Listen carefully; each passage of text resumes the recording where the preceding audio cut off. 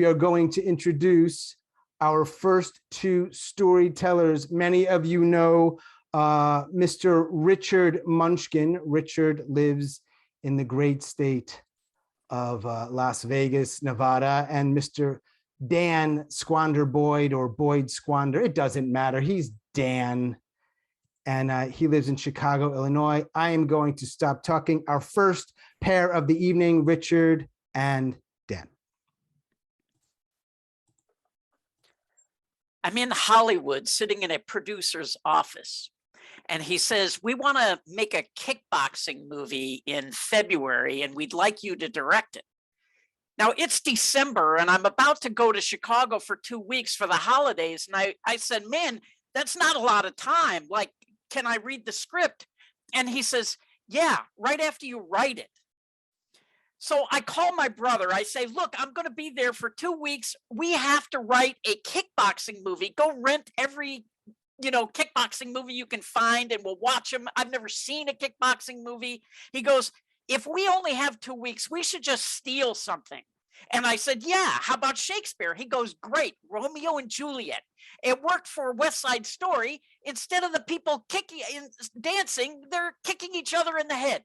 And I say, okay, great. And I head off to Chicago for the holidays. But, oh, man, I hate writing. I have the best job in college. And that's because I work in this lab that nobody knows about. And I make sure nobody knows about it by shutting off the lights. And it's in this basement, and it's damp and dark, and nobody would ever come down here. So I just get paid to write. And it's just me, a lone wolf against that blank page. Until one day, my buddy Jason gives me a call. And he tells me he wants help writing a script. And I say, this is crazy. I already helped you with this script. And he's like, yeah, but I sent you new notes, and I want new notes. And then we'll send it back and forth a couple times. And I say, no. Writing is not a collaboration project for me. Here's what I'll do for you. I will do a hard edit and rewrite the whole thing. I'll send it to you. You take the parts you like and get rid of the rest. And we never discuss this again. And this makes us both happy. I'm in Chicago, and now I'm working with my brother. And what I hate about writing normally is you have to do it alone. And I never know the words on the page, what's supposed to go. Why is this person coming? Why does this happen? But now, because I have him to work with, when I'm stuck, he has an idea. When he's stuck, I have an idea. And I'm much more of a team player. I want to work with a team, not on my own. So this is at least passable for me. And we crank out a script in 2 weeks, and I head back to LA, and 2 months later, I'm on the set. And this is the part I love, because now the director of photography and the art director and the costumer and the actors were making something bigger from that blueprint of the script. And there are a million questions. Where should this car be? What color shirt should this be? And the actors want to know, what is my motivation? And my brother is out there. So I say, look, go ask Jake. He's over there. He also wrote the script. He loves it. But look, the bottom line is the words on the page don't matter.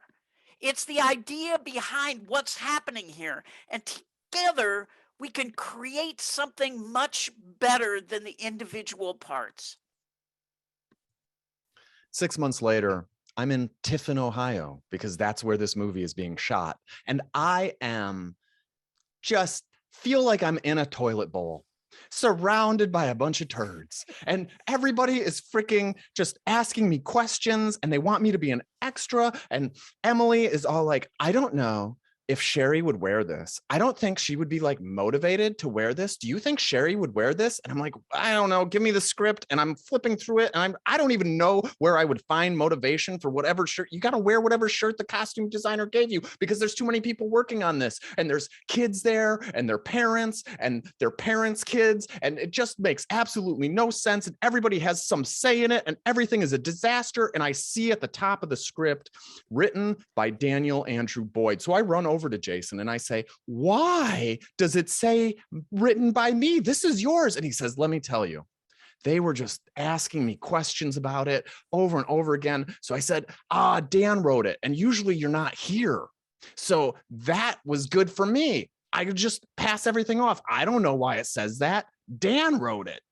But now that you're here, just bullshit with them and sit over there because we're shooting. And I sit down and Emily hands me a Solo cup and she's changed her shirt. And I look at it and I say, everything in this is chaos. And she says, yeah, isn't that great? 4 months later, I'm at a screening for the movie, and the cast and the crew and their friends and their family, everybody's there, but really my job is done. Once I stopped working with that team, we come together and become like a family for some amount of time. And for a lot of these people, this is the last time I'll see that family because you move on to other projects. And so everybody has a good time, and the movie is well received, and the producer comes up to me and says, you know what, we're really happy with the job you did, and we're shooting another movie in 2 months, and we'd like you to direct it. And I say, man, 2 months, like that is not a lot of time. And he says, and I say, can I read the script? And he goes, yeah, right after you write it. So the film premieres in Cleveland because, of course. And then everybody there is just so elated to watch this dumpster fire explode on the screen. And they're so proud of themselves. They've given themselves, pats on the back, and they cheer and hand each other roses and tickets to Hollywood because dreams. Afterwards, I sneak out and I drive straight back to what they probably think is a lonely dungeon. But in the warm glow of those monitors in that quiet lab, it's just me against the page. And the words that are born of chaos, I pull them out and I place them on the page. And I put them in the order that I want them to go. And maybe it takes me a while and I have to push them here or there and erase them and rewrite them, but they're mine. I have 100% control, and the words matter. And they never ask me what their motivation is.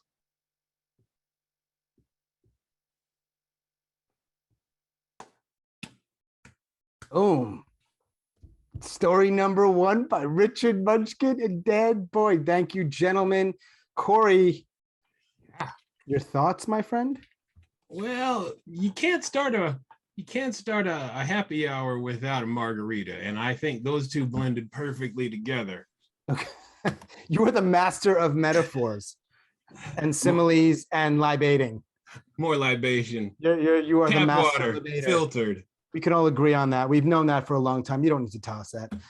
The chat is, of course, going to get filled with comments primarily directed at Richard or Dan, or probably both of them. They went first. That's not always the easiest spot to be in. We appreciate that. And they, like everybody else, worked really hard on that story. Those are Kory, you've done this before. This is not the easiest of things to put together. Fair? Very fair. It's like a 1,000-piece puzzle, blindfolded in the dark. Libating. Correct. Is that a new hashtag? Okay. Hashtag Libation Nation. Thanks, Linda. We will have an opportunity to hear more from Richard and Dan and the storytellers after the stories. I do want them to share with us a little bit about their thoughts on either the process or perhaps what they shared with us. Kory, before I introduce our a second pair, do you have more of a love or a hate or somewhere in between, or it depends for writing? I didn't know there were going to be multiple choice questions, Sean. This is, I'm leveling up our game here. Well, I love the writing part. I do. Okay. Then yeah, simple answer. Yeah, short answer to your multiple choice question. Yeah. I think for a lot of people, it's a love-hate type of thing. That's certainly how it is for me. It can be challenging. So in that respect, I think we're on the same boat. All right, let me introduce our next storytellers. We are going to introduce Erica Bloomfield. Erica lives out in the great sunny state of California, and her partner, who she joined forces with to put this piece together, is Madeleine Holden, who's up in the province of Quebec. Kory, that is not even the United States, that is Canada. Give it up, please, ladies and gentlemen, for Erica and Madeleine. The city streets are my stage, and everyone is a mere player. I've lived in my Los Angeles neighborhood, Echo Park, going on 5 years. Unlike most Los Angeles neighborhoods, Echo Park is like a small town. We all know each other. When I have a bad reaction to a medication and it sends me into psychosis, I go from the hip, friendly woman who chatted with the baristas to the crazy lady who talks to herself outside the coffee shops. I see in Technicolor. I wander the streets night and day in my kimono, telepathically communicating with the moon. I think that the sun and moon shine bright just for me. I become covered in the soot of the city, and it soon becomes apparent that the worst place to lose your mind is in your own neighborhood. Sometimes I feel like an actor cast in the wrong role. Surviving an accident at 18, I'm paralyzed, use an electric wheelchair. It's all out there for the world to see, to judge, to pity. Would I change it if I could? Is an uncomfortable question people sometimes dare to ask. I'm at a McDonald's. I'm going from table to table trying to convince the customers to boycott the evil corporation McDonald's. I hop up on the silver counter. I'm trying to get the employees to strike. I think they're very inspired. The police are called. I call them assholes when they show up. I'm taken to a psych ward where I'm committed. After several months of treatment, I'm finally ready to go back to my neighborhood and begin my life again.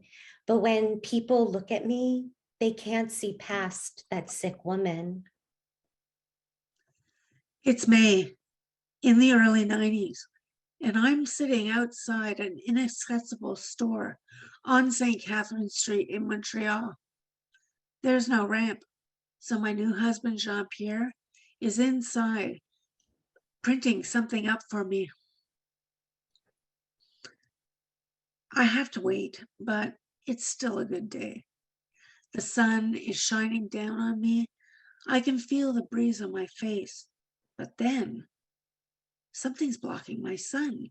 And when I open my eyes, there's a man looming large above me, offering me some change. I shake my head no, and he grudgingly walks over to the bus stop, sits on a bench, still staring at me. I look down at myself, full of doubt. Do I look like I'm begging? I've got my nice jeans on with the embroidery on down one side below the knee. I look nice. I look normal. He can't see past my chair. I see the owner of the independent coffee shop with whom I've chatted with for years and years before my break from reality. Now I suddenly remember he had gotten angry when I had gone into his shop and asked for a glass of water and had said hello to his children. He had kicked me out of the shop.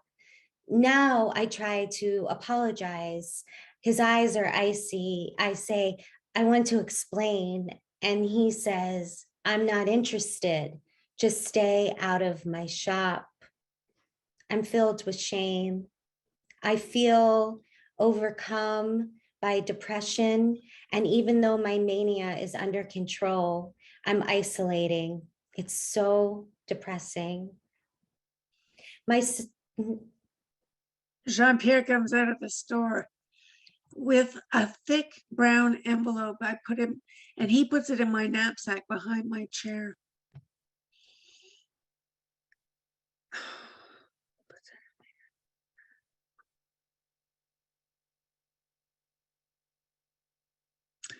And then the man is in front of me again. And he says, no, he has sadness in his eyes. He looks like it's filled with pity. And he speaks to Jean-Pierre right over my head. He says, Mom, it's so nice of you to take care of your little sister like that. Does she get out much? Can she read? I head down the street, and because I'm going to hand in my research paper to my professor at McGill. I'm so sad. I could just cry. But, you know, it was just so horrible that he was so unkind, and he was not ignoring me, and just, what could I say? And can I read? I mean, what is he talking about? Can I read? I mean, I could say it in 2 languages if I had to, buddy. I mean, what are you talking about? So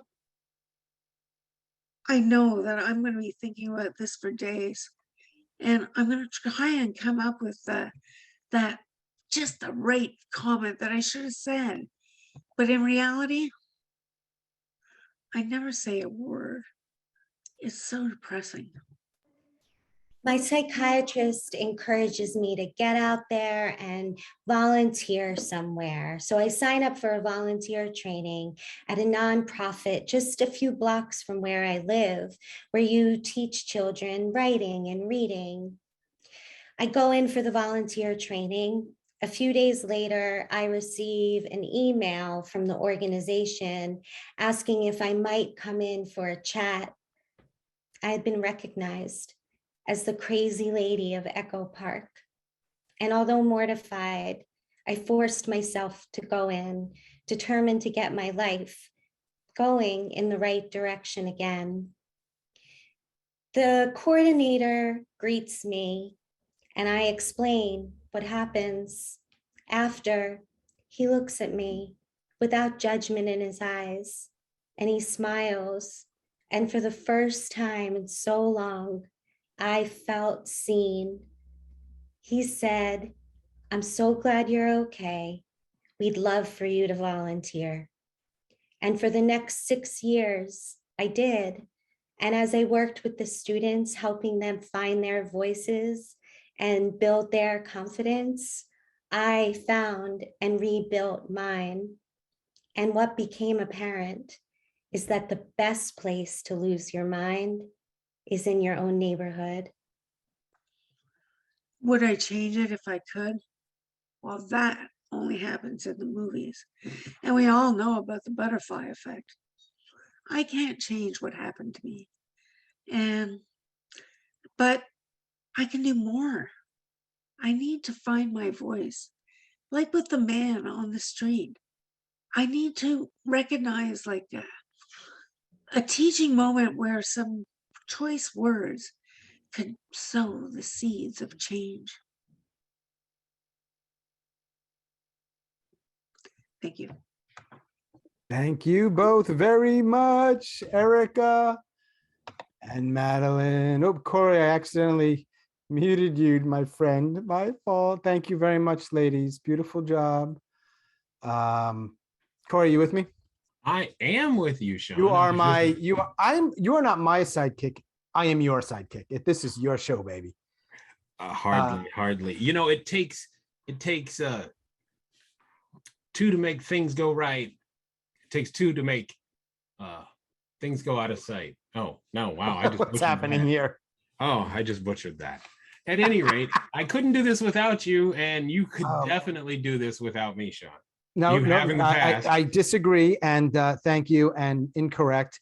Erica, by the way, is out in Los Angeles. Madeleine's somewhere in Quebec. And I'm not, I'm not being like the American, like, oh, Quebec, Canada, whatever. I just don't know exactly where she is. But question for you, Kory, a quick multiple choice before we introduce our third pair here. Oh, we have a yeah. raised hand. We do have a raised hand. Hang on, but that's not how this is going to actually work. Sorry, Heidi. Heidi, send anything you have in the chat and we are happy to engage. And then we will talk to you after the stories. Kory, ready? Ready. Multiple choice, my friend. You've got an afternoon to do whatever you want. You could go to where Richard lives in Vegas, where Dan lives in Chicago, where Erica lives in LA, or where Madeleine lives. And let's say Quebec City, though. I don't think she's actually in Quebec. Where do you go?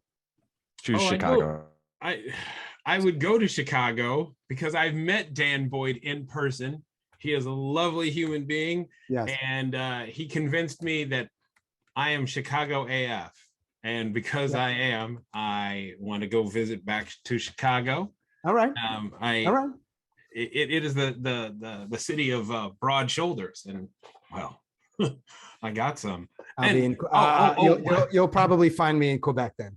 Okay. Richard just said I met him too, and what is he? Chopped liver? No, you're more like pate. You're not chopped liver. You are more a nicer liver, a better quality of liver. Yes.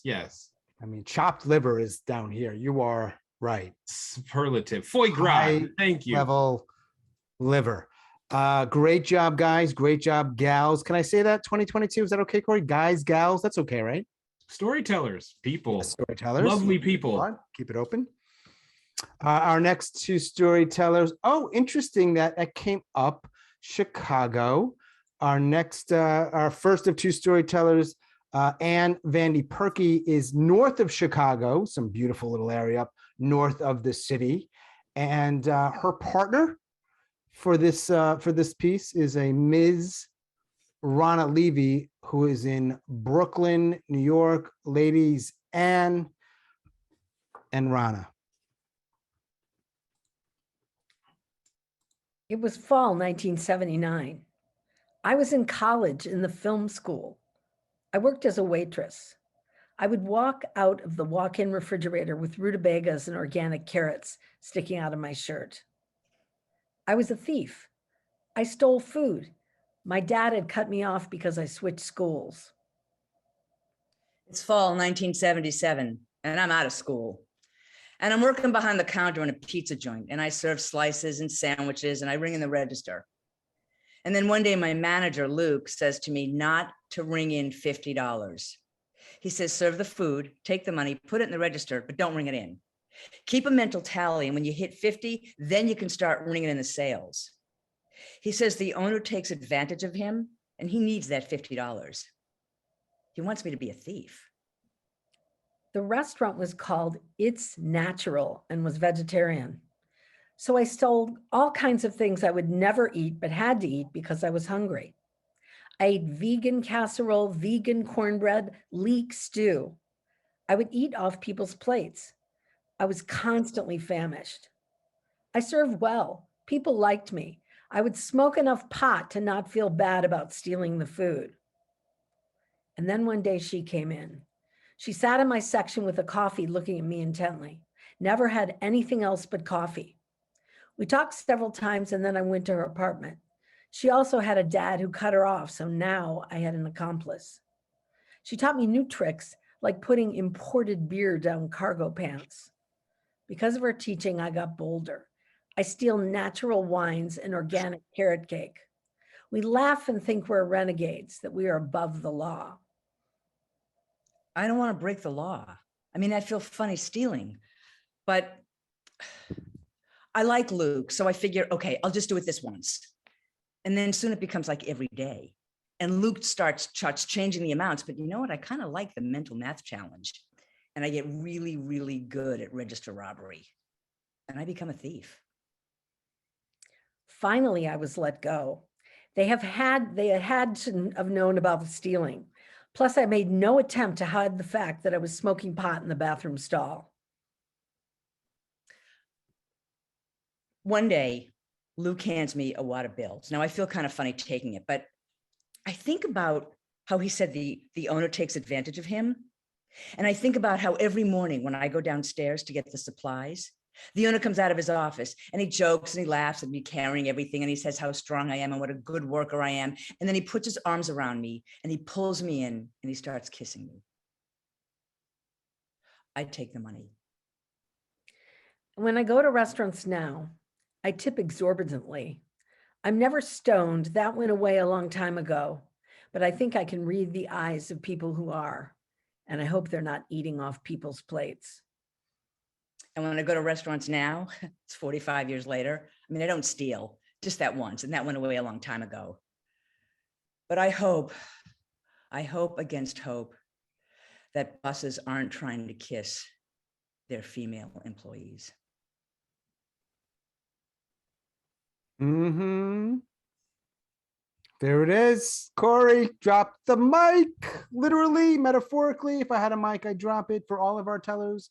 Thank you. Kory's got a mic. Yep. Kory, that's why he's the best co-host ever.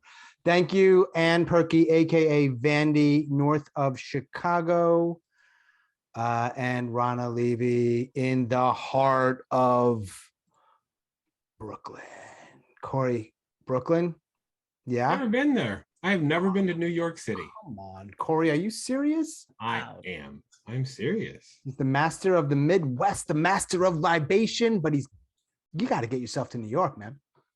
Well, wasn't that the poem by Baz Luhrmann that you're not supposed to be in New York too long or else you become hard? Let's go once, Kory, for like an hour. All right. I'm Iowa nice. You're Chicago. Midwestern. Chicago as fuck is what you are. Well, there is that too. Yeah, by extension, of course. By extension. So Kory, we had Richard and Dan. We had Eric and Madeleine. We had Ann, Vandy, aka Vandy and Ronna. Yeah. First three pairs. I'm calling them pairs, teams. I don't know. I love this stuff. I love the work that everyone's doing. It's entertaining. It's compelling. And I don't typically say that. I'm kind of a jerk. I wouldn't agree with you're a jerk. I would go more along the line of you have these deeply held beliefs and you hold on to them. And I appreciate that conviction. I have high standards. Word guidedly, of course. Standards, high standards, expect a lot. But hey. So we have one more pair and then we're going to take not really a break, but a little longer than we have in between. So after our next set of tellers, not that you really need permission to go get a drink or use the bathroom, but that would be the formal time to do it. And then we will have four more pairs. That was my Bluetooth speaker speaking to me. I don't know how to change it from like that lovely British voice to another voice. Nothing wrong with the British voice. I'd rather maybe Belgian or I just thought you were entertaining someone off screen, Sean. I promise you that's not the case. All right. Our fourth of 8 pairs, storyteller teams this evening. I want to introduce a lovely human being who I have known for just about all of the pandemic. If I can find her, there she is. She resides in the Tucson, Arizona area. And another human being who I've known actually before the pandemic, who lives right near me, a stone's throw away. Please let me introduce and welcome the lovely Mary Jo Pollock and Kat Dean.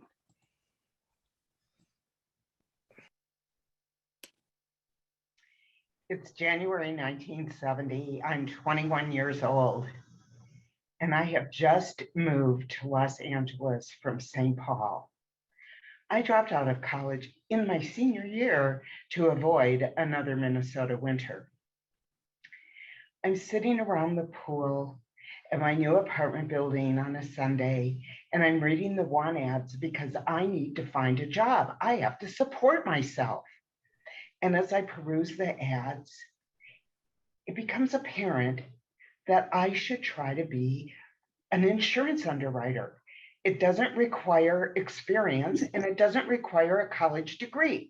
I go on a bunch of interviews and I am hired as a personal lines underwriter trainee. I'm in Albany, New York, 1996.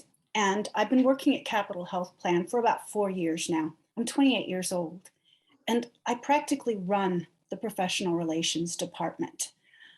I get 3 times more work done than anyone else here. And if anyone has a question or needs a resource, they come to me, even the managers. So when I see on the bulletin board that they're going to be hiring a supervisor for this department, I am stoked. I'm practically doing this already.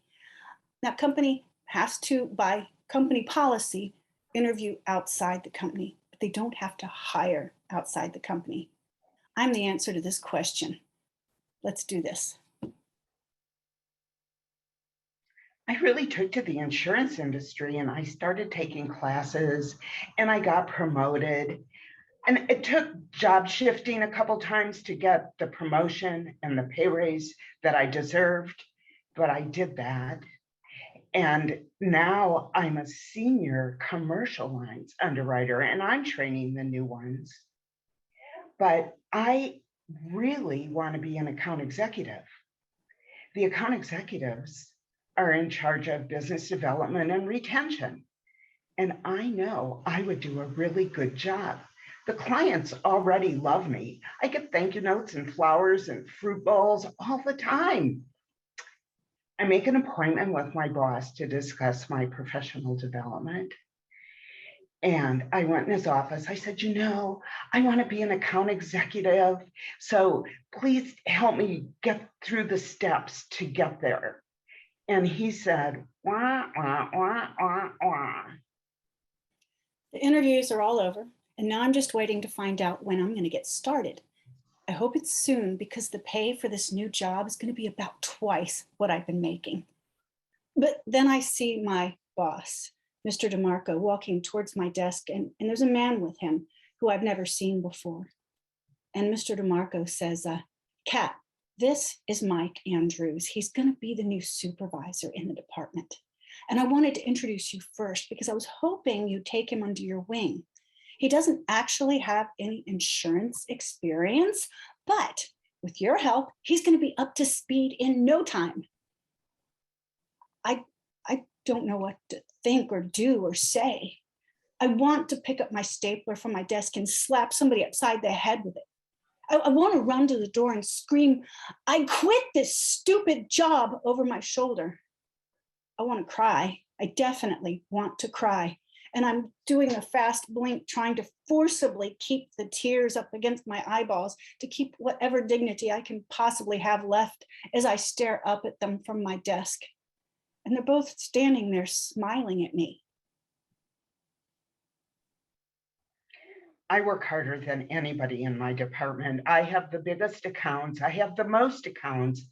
Plus, I am training these clones, one after another, recent graduates from USC or UCLA in their white shirts and club ties. I'm training them to be account executives. They're making twice as much money as I do, and they have the job that I want, and I'm training them. I need to find a job where when you work really hard, you get compensated no matter what's inside your pants. Over the next few days, Mike proves beyond any doubt that he was not lying when he said he had no insurance experience. Again and again throughout the week, he comes strolling up to my desk with his hands in his pockets, smiling, to ask me yet another dumbass question. But today, he asked the king of all dumb-ass questions. He asked me, what is an HMO? This company is an HMO. You cannot work in the insurance industry and not know what an HMO is.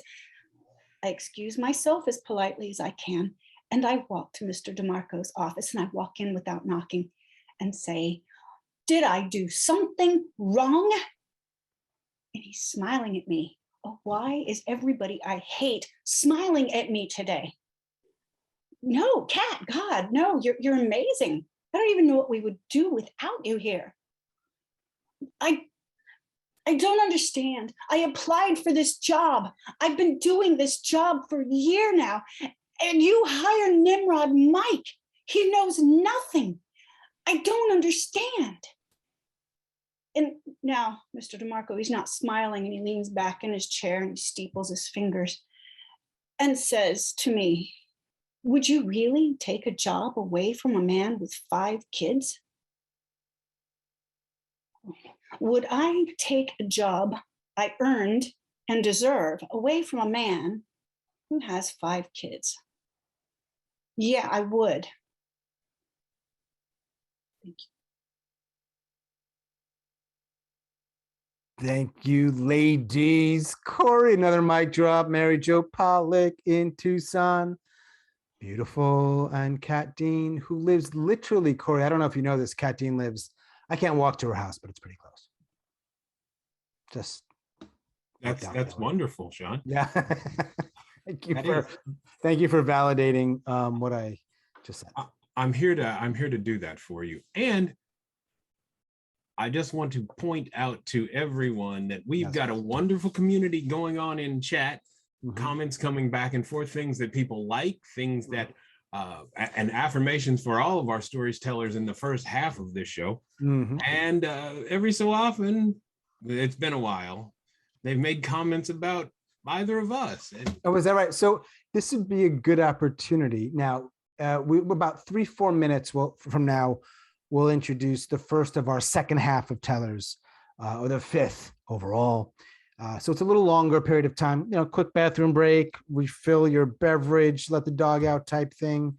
Kory, now we've had 4, we'll call them duologues. We're still working on the name. We had the struggle of dealing with the art and the craft of creativity, health, mental health, and other kinds of health challenges, stealing and survival, workplace discrimination. I'm struggling to come up with the right words to tag them perfectly, but those are all different kinds of stories. I don't really have a question here, just more of like, I want to thank the storytellers for tackling those topics and doing it in an artful way. That's all.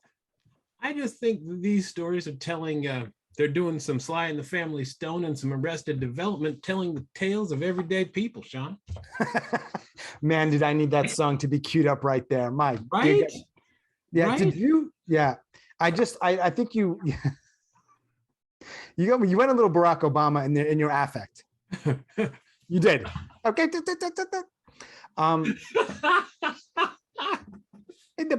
I want to let everyone know, and I want to invite you to stay afterwards. After our final storytellers, we usually hang out, just so you know, and that'll be an opportunity for the storytellers to share with you a little bit more about their lives, other things they're working on, perhaps a little Q&A. What's up, Kory? What's up? Sean, are you using a Pilot G207? Oh, is this? Yes, I am. There we go. Likewise. There's a reason why you're with me, and there's a reason why in a million years I would never know what it was actually called, but you do. I just Kory, want to throw in a quick couple of plugs here. Yes. For those of you around the Chicagoland area, Madame Zuzu's is where Story Jam holds their story serenade in the first weekend of the month. And for all the neat people who are around Chicago, there are a variety of storytellers. Jump on in, see the folks, support the arts, support Story Jam. And if you are around virtually on the second weekend of I host Story Jam's Cocoon, where we have an open mic format, deeply respectful of all people that show up. We offer feedback, and you get to hear some absolutely wonderful stories. I've been to the Cocoon many times, and I would 100% agree with everything you just said. And Kory is a very good host. We don't have to keep like talking each other up, but I do admire you. I respect you. Grit, most, if not all of our events, certainly virtually our Sunday nights. We have this. We have the 99-second story slam, which I believe is going to be the first Sunday in April. Is that right? Yes, that's right.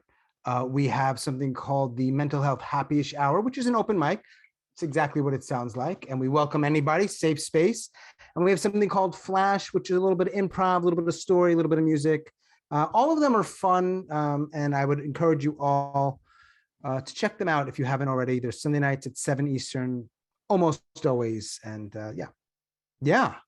Sean, I also have to plug some of the efforts that you do simply because if I hadn't met you, my travels throughout storytelling would not have been as much fun as they had been. Sean has a Friday night or Friday afternoon group from 2 to 4 in Midwestern time, 3 to 5 East Coast time. Yep. You can do all the necessary derivations from there. But there is a wonderful group of storytellers that help evaluate and give feedback as well. And Sean, that's why I'm your wingman. That's why I'm your wingman. I owe you so much. So you get 20% of everything that we earn today. I appreciate that. Thank you for the kind words. Fridays at 3 p.m. Eastern. It's an open group, 2 hours typically. Just message me. You're welcome to come. And I'd like to believe it's a safe space and a supportive space where you can tell your story and get feedback and all that good stuff. All right. In about a minute, I'm going to introduce pair number 5, which means if you happen to be hearing this and you are not yet at your computers and you want to be, skedaddle back sooner than later because we will be introducing them in a moment. And I want to encourage you, if your schedule allows, to hang out with us afterwards. We have sort of a loose Q&A. I call it a salon. I don't know if that's the right word. Is that a snobby word? I don't know. No, I think it's much better than any other word for it. I think it's a wonderful. It's better than just saying something like pineapple.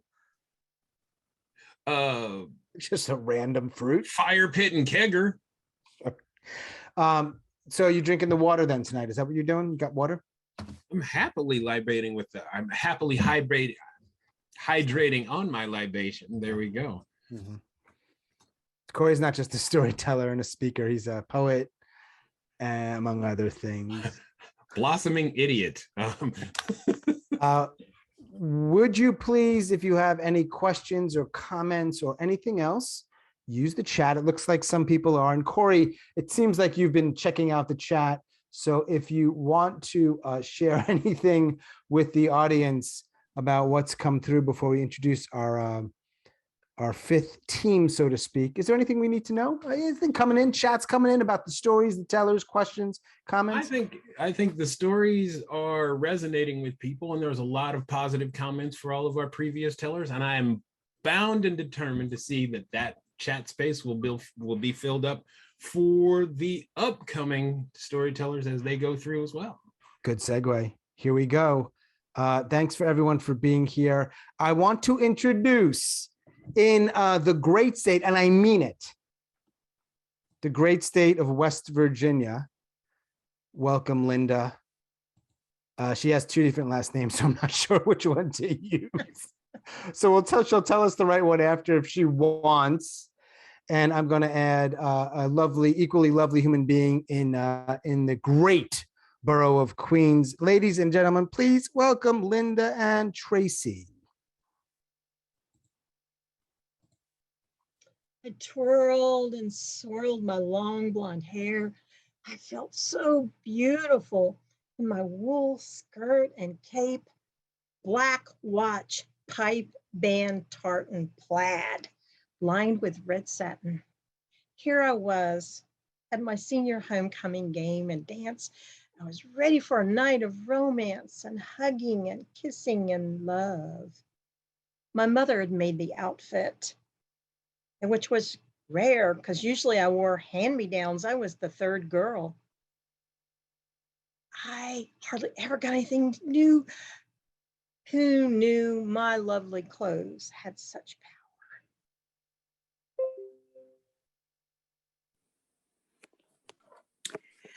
It wasn't like me to get excited about getting a new dress. At 12, I was more comfortable in jeans and t-shirts, but it was the first wedding I was ever invited to. It was just going to be a small, casual family affair at my aunt's house because it was my father's third wedding. And so I got this gorgeous dark purple sweater dress, which I assure you was the height of fashion in the mid 1980s, and a lovely pair of light gray suede high heel boots, which made me feel like a grown up, and a stunning hot pink lipstick that tied the whole thing together. And so my mom dropped me off at my aunt's house, and I nervously checked my lipstick in the mirror one more time. And my mom gave me an enthusiastic nod and a smile. And I walked up the driveway to my aunt's front door. I loved that skirt so much. I wore it to school the next week. Put a red sweater with it, black tights, scarlet scarf around my throat. Oh, what a dreamy day for a 17-year-old girl. I think I made it really hard for the guys when I swiveled down the hall between class. I rode the bus home, walked in the front door. Mom was already home from work, waiting for me at the door, Pabst Blue Ribbon in hand. You slut, you cheap whore. Stunned, I just stood there frozen. You bitch, you shortened the hem so you could show off your pussy. Those aren't my stitches. I would never do such shoddy hem work.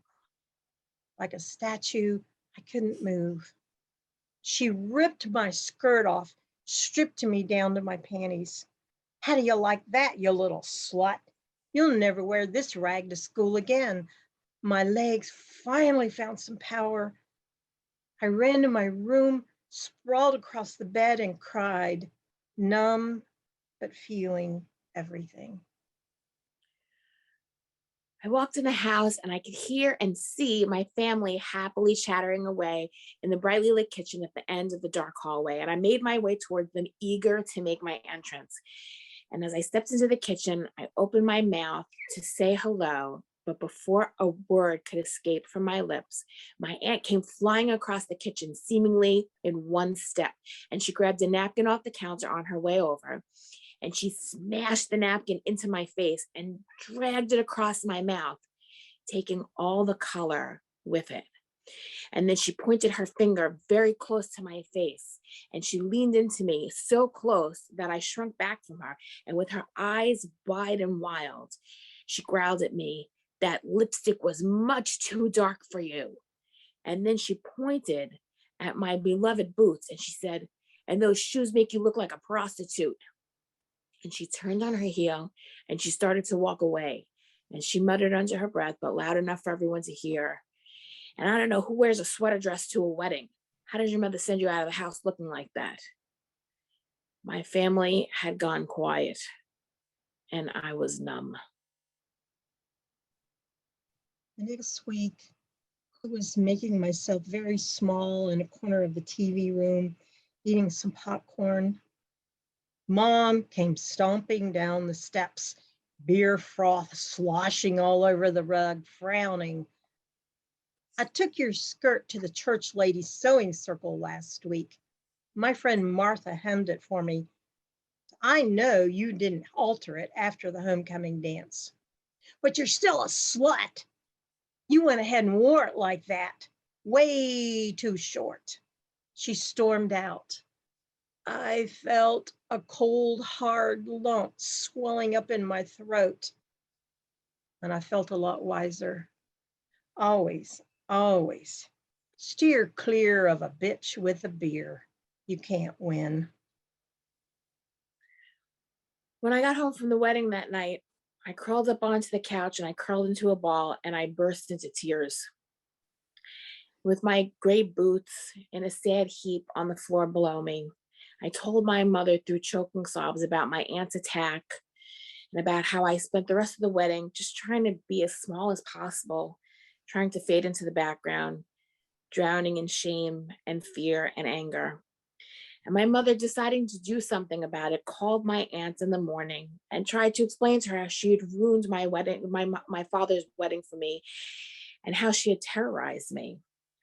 But there was no epiphany and there was no apology, because my aunt responded with anger and denial. People don't like when you confront them with the parts of them that you find unappealing. And the people who love you are not necessarily the people who like you. Thank you. Thank you, Tracey, Darren. And I'm going to call her Kory. I'm calling this lovely human being just Linda from West Virginia, because she is one of two storytellers this evening who has sort of an alter ego online. And I don't want to go like giving away name. I don't always know. You are KTM, right? You are Kory May, tall man, short name. Yes, I am. But I don't always know. But what I do know is I love their story. That's it. I enjoyed it too. They're are tremendous storytellers individually, and when they come together, things are just phenomenal. Great job. Thank you both very much. I don't think anyone cares what I'm about to say, but I feel compelled to share with you that Tracey lives in Queens. And I not only lived in Queens, I'm not going to talk about the accountant, Tracey. I just want it's important that I was this once handsome man was birthed, came into the world in the borough of Queens. Okay, let's leave it at that. That's my Barack Obama. Okay. So Sean, is that your accent? Is that? That's Queens. All Yeah. right. Tracey gets it. Don't try. You've never been to New York. Just stop. No, I'm not trying to be anything other than I am. I'm purely Midwestern. You're purely Kory. You are, yeah.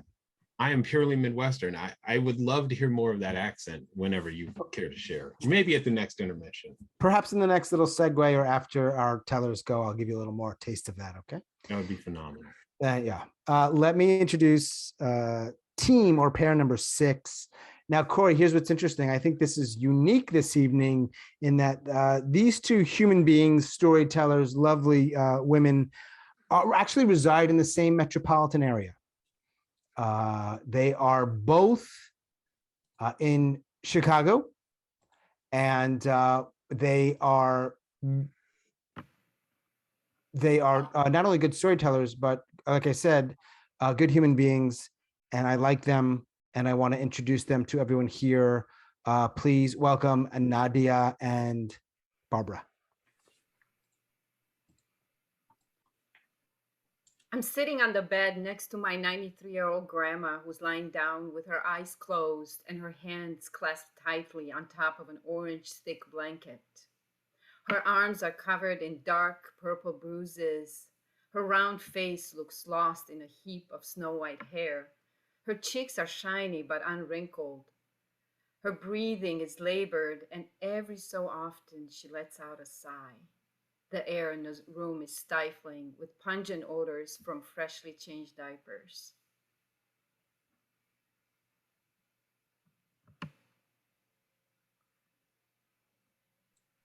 Hey, Barbara, you got to unmute. Sorry about that. No worries. We want to hear you. Okay, I'm sorry. I thought I did. No worries. Sorry. No worries. I'm holding the hand and trying to cajole my new step grandma Mary, who sits next to me weeping in the back seat of our Lincoln Continental as we're driving back to Naperville, Illinois from Jersey City, New Jersey. Me and my mom and my new stepdad Bill, Grandma Mary's son. We're bringing her back to live with us in our new house, but we're taking her away from the only place she's ever called home. She's 76 years old. She has terrible cataracts and arthritis, and through her thick New Jersey accent, my name amusingly comes out as Bob. And this maiden voyage into the unknown is terrifying for her, and I so get it, because I'm a lonely 16-year-old girl who feels out of place after my mother's remarriage moved us away from the familiar blue-collar neighborhood I lived in since I was 5, away from friends and a high school I love, and instead landed me in this white-collar alien high school in Naperville. So Grandma Mary and I quickly bond over the shared misery of being uprooted and transplanted against our wishes. And as I soothe her fears, I feel my own loneliness and self-pity evaporate for a time. 20 years ago, my parents decided to immigrate to the United States. My weekly visits to my grandma's while I was living in Romania Change to monthly quick phone calls to her from Chicago.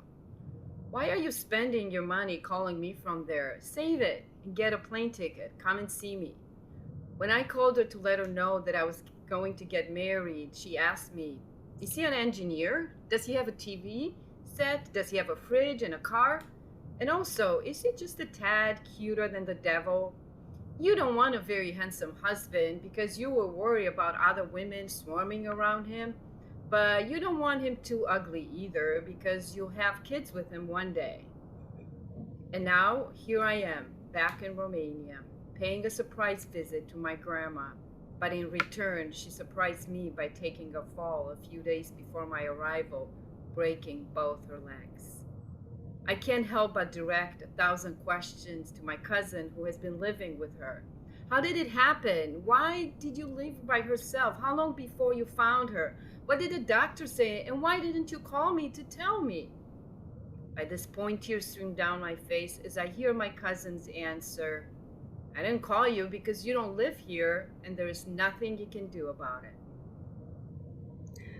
Our journey home also takes place during the week of the Apollo 11 moon landing, and July 20th finds us all huddled together in front of a TV screen in a motel in Ohio. We're all waiting for Neil Armstrong to make his one small step for all of us. And the elation I feel in that moment transports me out of my teenage miseries and also into a strong sense of kinship with Neil too, because like me and Grandma Mary, he's also learning to negotiate alien territory. He up there on the bright, cold lunar surface, me unwillingly tossed and adrift in an uncharted sea of 3,000 students, and shy Grandma Mary fearfully going to live among people she's never met and in a place she's never been. But at least now she and I will have each other's backs. My marriage didn't last, and to my grandma's credit, he was not an engineer. But when you live far away from people you love, you don't want them to feel your pain. So I didn't tell my grandma about my divorce till I saw her in person. But she also didn't tell me about my grandfather's strokes till she saw me in person. So we played this game of oversharing the good news and hiding the bad news till it was necessary for one of us to find out that my grandfather died or that my mom lost her battle with cancer. But then the pain was intensified by these feelings of anger and despair and helplessness because you don't live here anymore and there's nothing you can do about it. Those are the words that I hear again 20 years later, but this time it's different because I'm sitting right next to my grandma and I can hold her tiny hand in mine and I can put lotion on her papery, bruised arms. And when she opens her eyes and sees me there, she gives me a smile and whispers raspily, I'm so glad you're here with me. I hope the plane ticket didn't cost too much. 7 years later, Grandma Mary has a breast cancer tumor erupt through her skin, a fetid herald of her fast approaching death. She's frightened and knows she's dying, but whenever she brings it up to my parents, they pretend that she's not, in the mistaken belief that they're protecting her against the painful truth of it. But I can't abandon her to face her fears alone. I get my chance to talk with her on a rainy evening when she and I are by ourselves watching TV. I'm unsure how to begin this difficult conversation, so I kind of blurt out, it must be hard to know you're dying, Grandma. She closes her eyes for a moment, and I fear maybe I shouldn't have said anything at all. But then her fears and sadness are finally freed from this dark well of isolation, just stream out in tears, and she sighs, oh, Bob, it's terrible. I'm so scared. Relieved, I sit and listen as she pours out all her feelings, the pain she's experiencing, wondering much longer she has to live. And then her face brightens as she drifts into happy memories of her childhood and the even happier thought of being reunited with her parents again in heaven.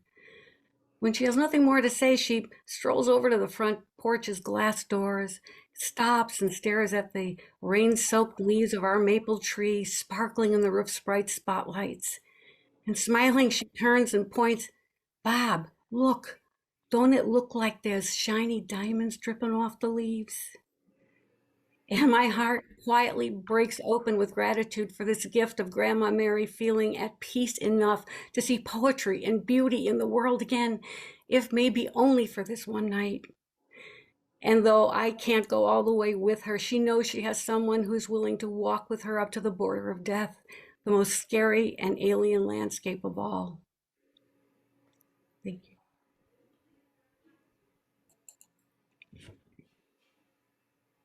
Thank you, ladies. Wowzers. Kory, something's in the water in Chicago. We know that. Something's in the water. We do know that. Couple of we know that. Very much appreciate both of you. Thank you to everybody, right? Thank you to these ladies, to Barbara and to Nadia, everybody for going there. You know, I always encourage or want the stories that I don't know what the word is. Well, let's call them grit, right? You know what I'm talking about, Kory? You know what I'm saying? True stories that matter, Sean. That's what you're into. True so stories subjective, that matter. but yes, they the ones that maybe aren't as easy to tell. But I promise those that hear them are like, thank you for that.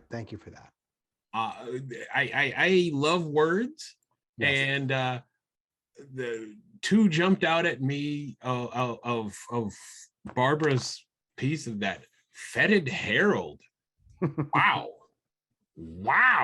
Yeah. Now, have you ever put those two particular words in that order together?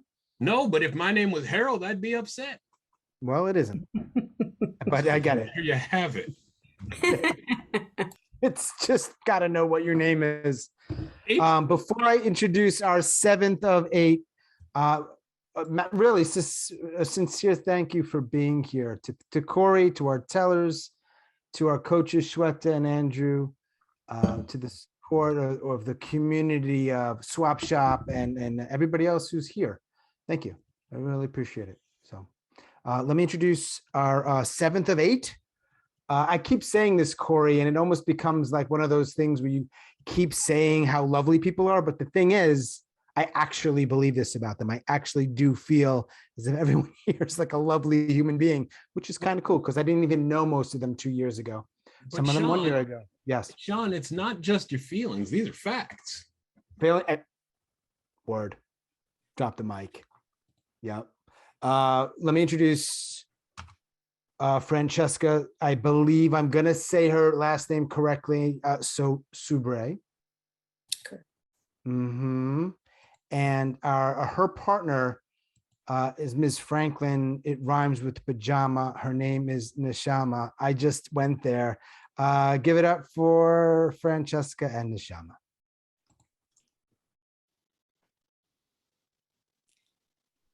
The morning of our wedding day, I stood in the kitchen looking out the window, suddenly not so sure of our impending nuptials.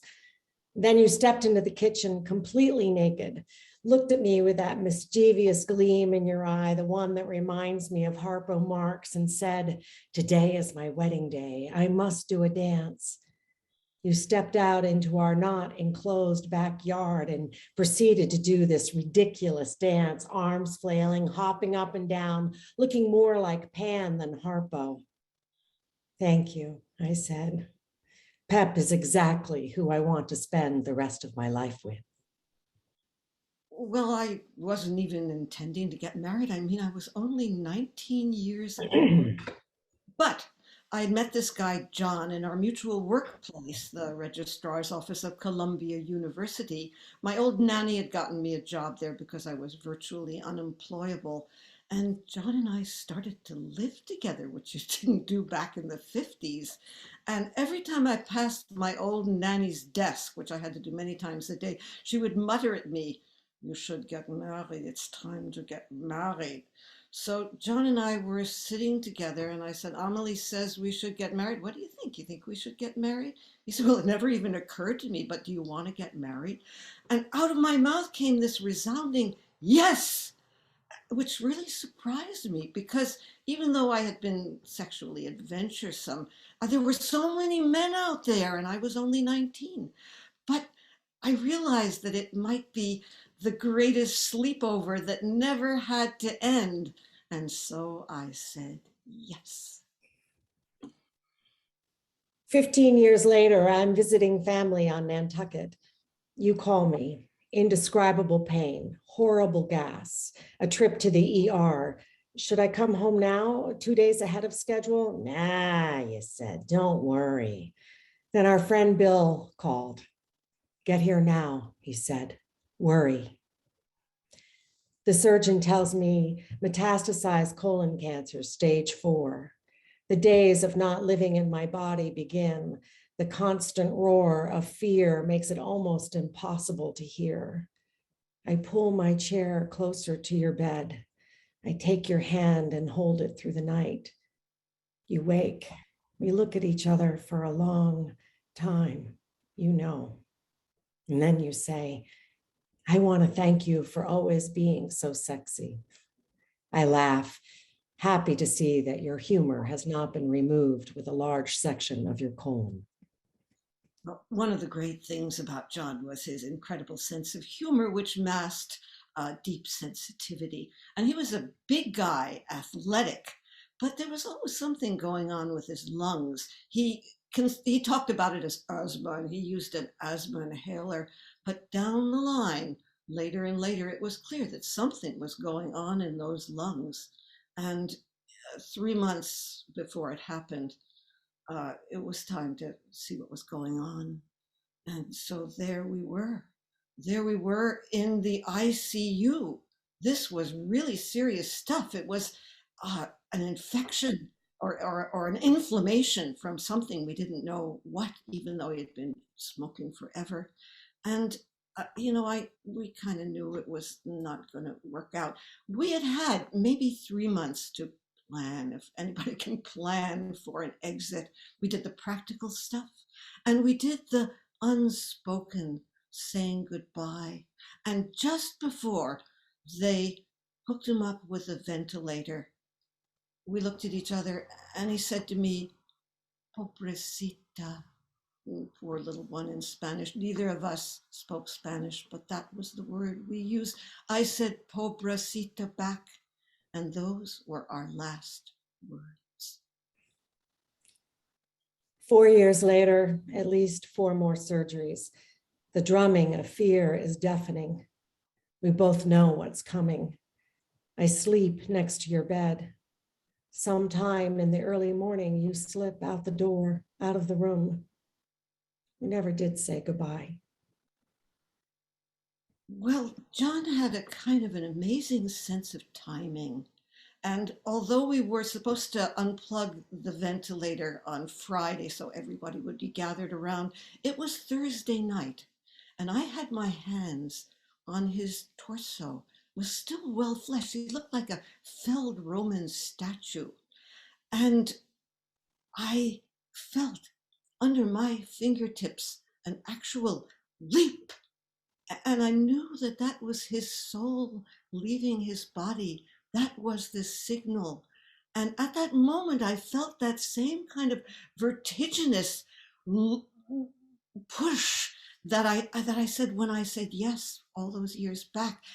But this time it took me over the cosmos. It made me both huge and tiny. And as I stood there, I realized that John had given me an amazing gift, the second half of a life as an independent woman.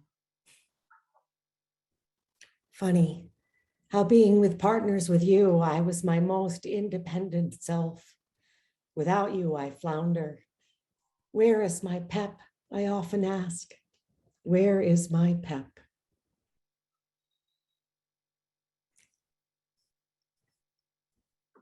Thank you, ladies. All right. All right. Kory, I know you know this, but I want the audience to know, who probably care less about location than I do. Neshama is out in Northern California. Indeed, she is. And Francesca is somewhat nomadic, but I believe is based in Chicago. Another Chicagoan. Something about, Kory, there's something about Chicago and Boston. Those two cities that seem to produce, if that's the right word, a lot of story folks.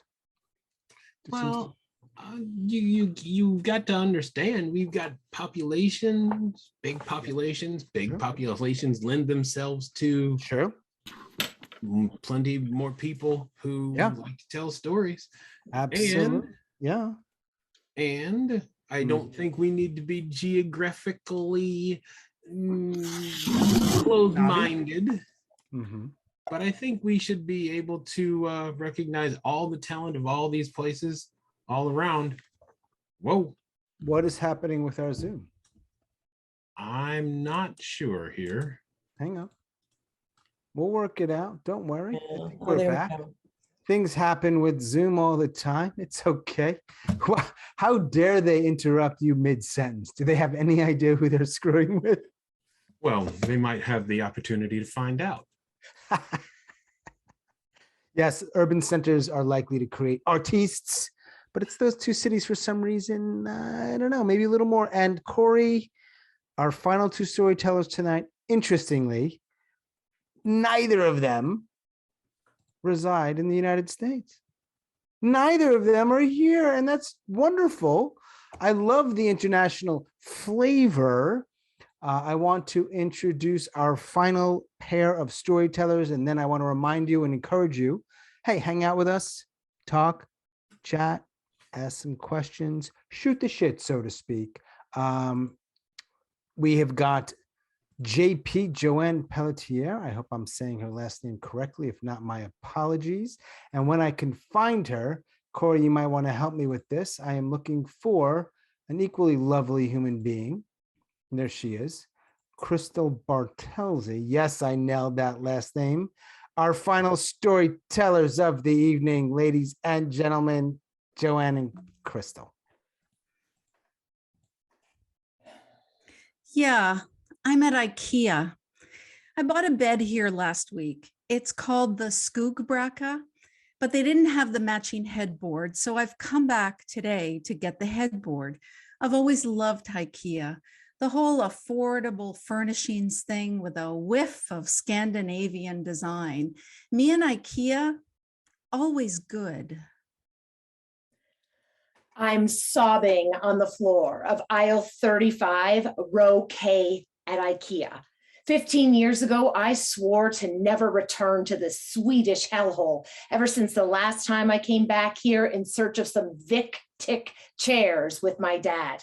It took us over 4 hours for that shopping expedition. The endless aisles of stuff, the long lines, the masses of people, then having to find our car again in that football field-sized parking lot. Never mind getting home and having to assemble those chairs with that stupid Allen key. After that visit, I vowed to myself, IKEA, never again.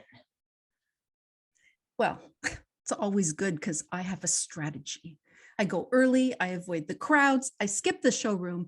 I head straight for all the aisles and bins and shelves of all that stuff so beautifully organized. This is what I love.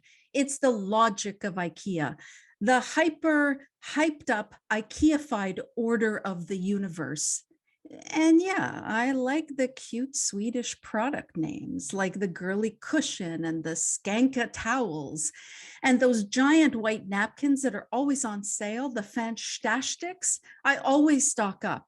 Today, I think I'll have time for a meatball lunch in the cafe. I'm trying to load Sybalt shelving onto my IKEA cart, but they only have 2 planks in stock. I need 5. I'm back after 15 years because our contractor, Rob, he's doing some renovations in our place, including installing new shelves. And he insists that I come here to pick up the supplies while he continues to work at home. When I see the display of Vic Tick chairs, it brings it all back. This place is Helvit. That's Scandinavian for hell.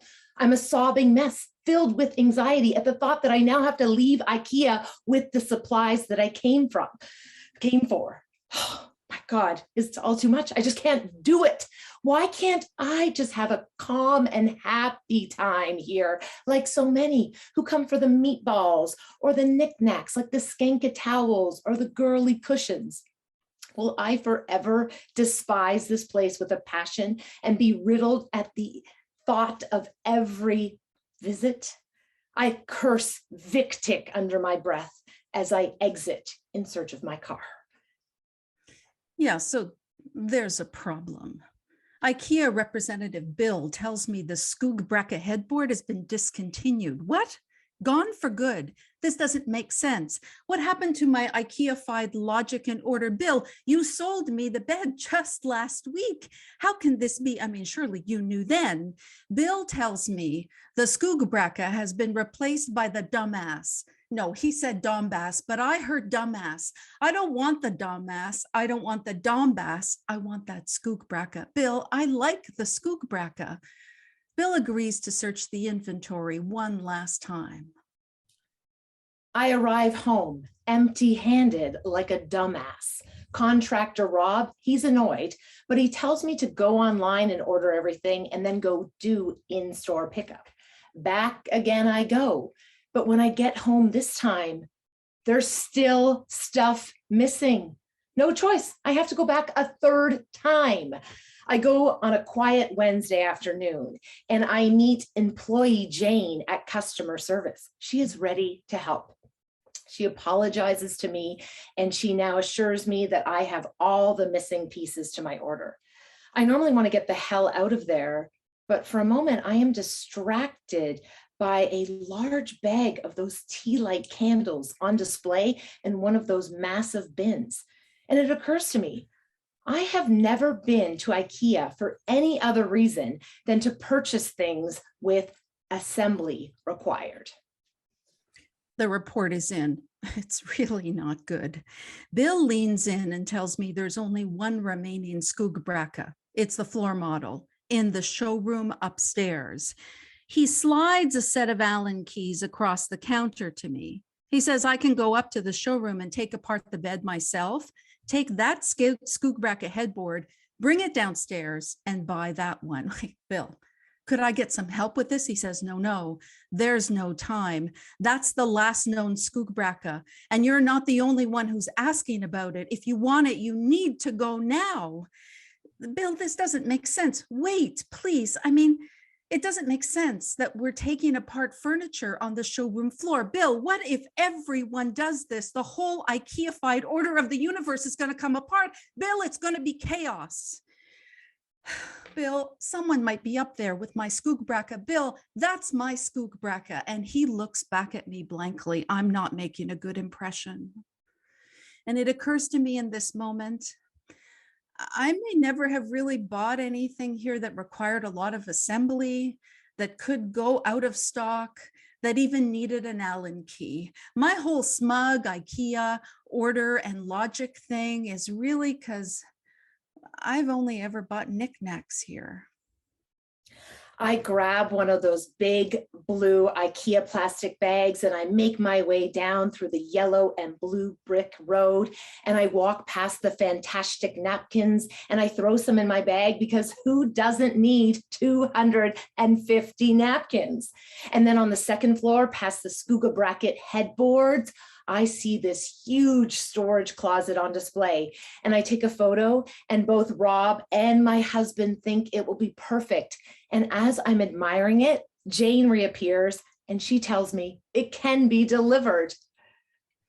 Yeah, well, look, maybe I've never really known IKEA shopping. Fine, I get it. All that whiff of Scandinavian order and logic is like a chaotic stink to me now.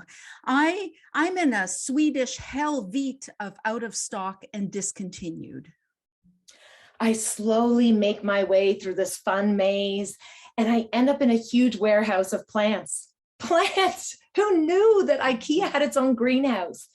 And I take it all in and it's wonderful. I don't have time for meatballs, no time for fantastic napkins.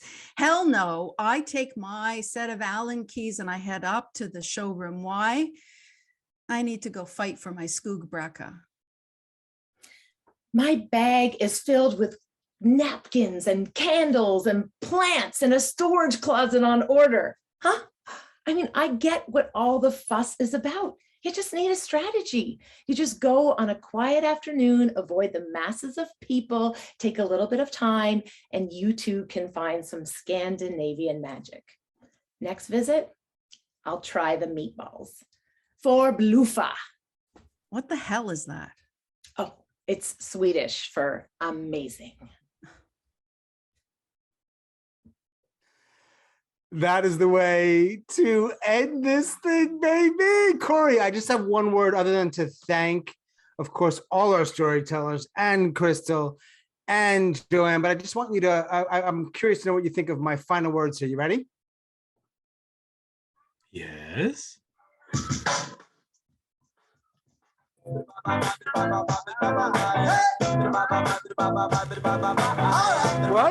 All right, here we go. All right, I'll fade that out. Thank you, ladies. Fantastic. Kory, final words? I'm going to have the People Every Day Arrested Development playing in the background as we invite people to hang out for our grit salon. Call it whatever you want. Kory, final words to our 16 storytellers, 2 coaches, huge audience, and others. That was spiritual candy for my soul there, Sean. Yeah. It was like the whole show was like a big zipper, bringing 2 parts together and closing it all down. I got to talk to your agent, man. I got to talk to your agent. We got to work something out. There's got to be some conditions set here. Thank you again to our, this is astounding, Kory, because, you know, we have the 99-second story slam when there's usually 16 or so storytellers. These 16, this is a curated show. So legitimate, sincere, big thank you to our tellers, first and foremost. Absolutely. Yes, sir. All of them did a You are beautiful correct, job. sir. You are correct, sir. To Shweta and Andrew, who were incredibly supportive in helping and supporting. And obviously, if they're supportive, they're supporting. You see how I did that with language there? I do. And to you for helping me, and to me for being me. And Sesame Street is here. And to everybody who is here, let us not linger because nobody wants to linger. Thank you for being with us on your Sunday evening. We are formally saying goodbye. Go enjoy yourselves. And if you want to spend a few extra minutes with us and chat and shoot some shit and maybe even listen to a little more Arrested Development, well, you can do that. Thanks again.